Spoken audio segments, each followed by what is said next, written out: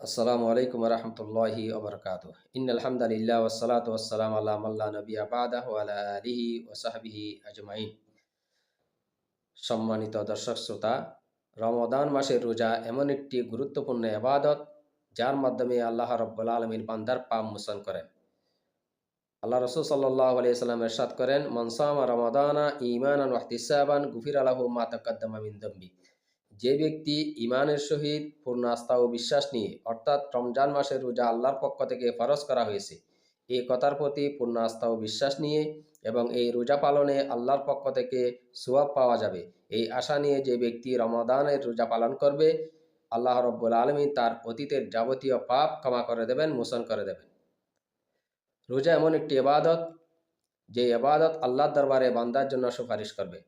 রাসূলুল্লাহ সাল্লাল্লাহু আলাইহি ওয়াসাল্লাম ইরশাদ করেন, আসিয়ামু ওয়াল কুরআনু ইয়াশফাআন লিল আবদ ওয়া ইয়াকুলু সাওম আই রব্বি ইন্নী মানাতুহু আত-তাআমা ওয়াশ শাহাওয়াতি বিন-নাহার ফাশাফি'নি ফি। অর্থাৎ কোরআন এবং রোজা আল্লাহর দরবারে বান্দার জন্য সুপারিশ করবে। রোজা আল্লাহকে উদ্দেশ্য করে বলবে, হে আমার রব, আমি আপনার এই বান্দাকে দিনের বেলায় পানাহার ও তার কামনা বাসনা থেকে তাকে বিরত রেখেছিলাম, অতএব তার ব্যাপারে আমার সুপারিশ গ্রহণ করুন। ফাশাফি'নি ফি ফায়ুশাফাআন।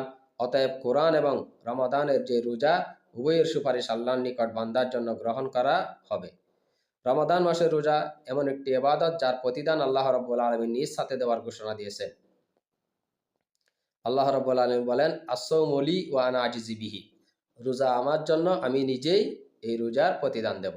যেহেতু এই রমাদান মাসের রোজা এমন একটি ইবাদত যেটি বান্দা এবং রবের মাঝখানে গোপনীয় একটি ইবাদত, যে ইবাদতে কোনো প্রকারের লোক দেখানো কোনো কিছুই পাওয়া যায় না।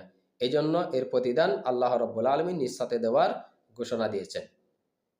রমজানের রোজা এমন একটি ইবাদত যে ইবাদতের প্রতিদান কি পরিমাণ দেওয়া হবে একমাত্র আল্লাহ ছাড়া কেউই জানেন না।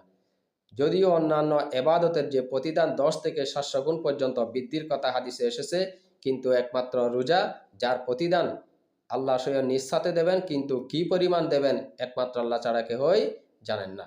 রমাদানের রোজা মানুষকে সবরের শিক্ষা দেয়।